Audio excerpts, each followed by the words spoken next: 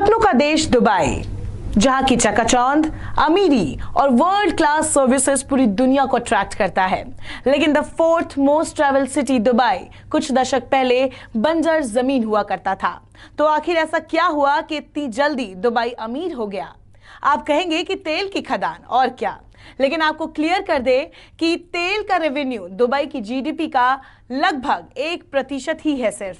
तो सवाल यह है कि आखिरकार दुबई ने इतना पैसा कहां से कमाया कि वो इतनी जल्दी ग्लोबल फाइनेंशियल हब बन गया। हेलो फ्रेंड्स, मैं हूं अनुश्री और आप देख रहे हैं न्यूज़ 24 का यूट्यूब चैनल और फेसबुक पेज। दुबई रेतीली जमीन होने के कारण ना तो फल सब्जी उगा सकता है, ना तो दुबई के पास अपना पानी है, ना यहाँ पर सोना चांदी लोहा तांबा की खदानें हैं, और ना ही यहाँ की जमीन इतनी पक्की है कि 100 से भी ज्यादा मंजिलों वाली इमारत खड़ी कर सके।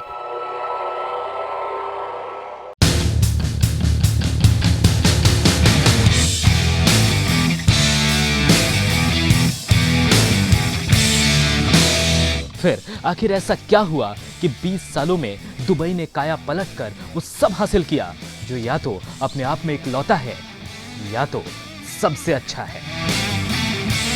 20 साल पहले जब दुबई में रेत के अलावा कुछ भी नहीं था, लेकिन 20 सालों में दुबई ने ऐसा क्या किया कि आज दुनिया में चौथी सबसे ज्यादा घूमी जाने वाली जगहों में से एक दुबई है। दुबई के बारे में बात करें तो इसका इतिहास 3000 साल पुराना है, लेकिन आधुनिक दुबई की शुरुआत 1833 के करीब हुआ था, जब अल मखतूम राजवंश ने दुबई पर कब्जा किया। यूएई में शामिल दुबई में 1966 में तेल की खोज हुई थी और तभी वहां की खुद की करेंसी बनी, जिसके बाद तेल की डिमांड ने धीरे धीरे दुबई को पूरी तरह से बदल कर रख दिया। 1990 के दशक में दुबई में कई बिजनेस कम्युनिटीज ने अपना बिजनेस शिफ्ट कर लिया। जिस समय सातों शेख मिलकर यूएई बना रहे थे, उस वक्त सभी शेखों ने एक सेंट्रल व्यवस्था की शुरुआत की, जिसमें दुबई के शेख ने कई बड़े प्रोजेक्ट्स की शुरुआत की।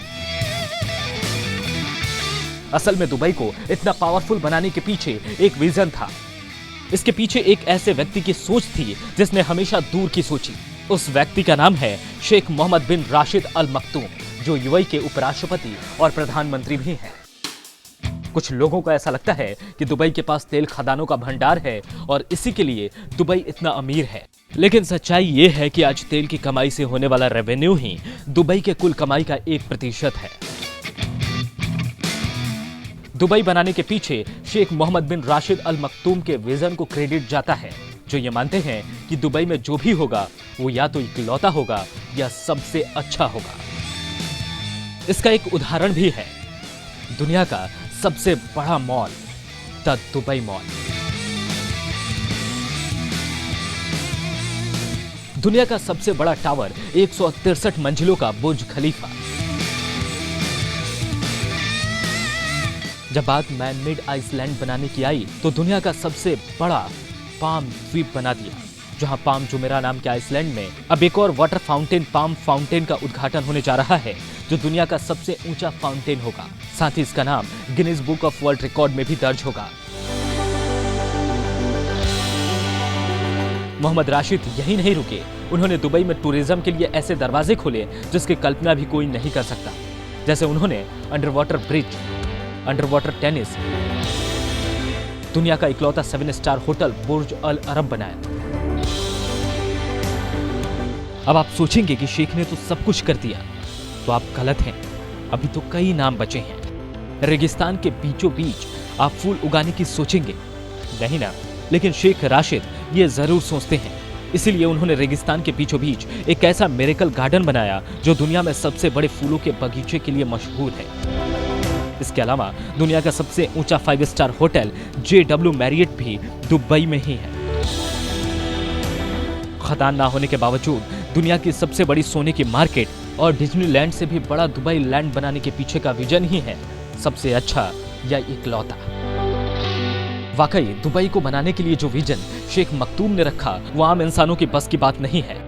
तभी दुबई में आज कंस्ट्रक्शन का काम इतनी तेज हो रहा है कि दुनिया का 1/4 JCB क्रेन दुबई में मौजूद है।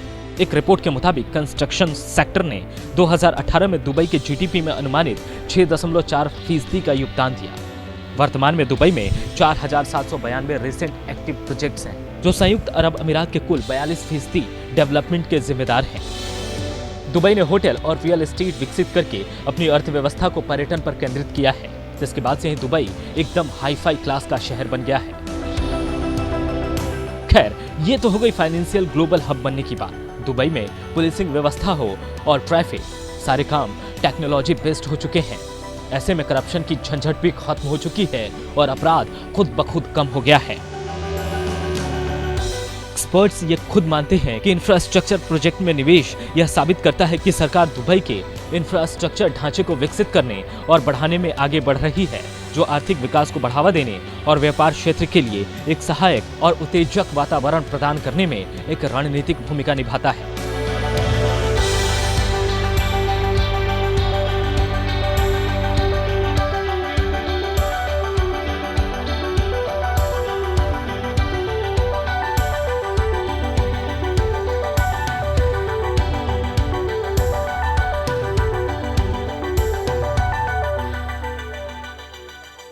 नमस्कार, मैं हूं मानक गुप्ता।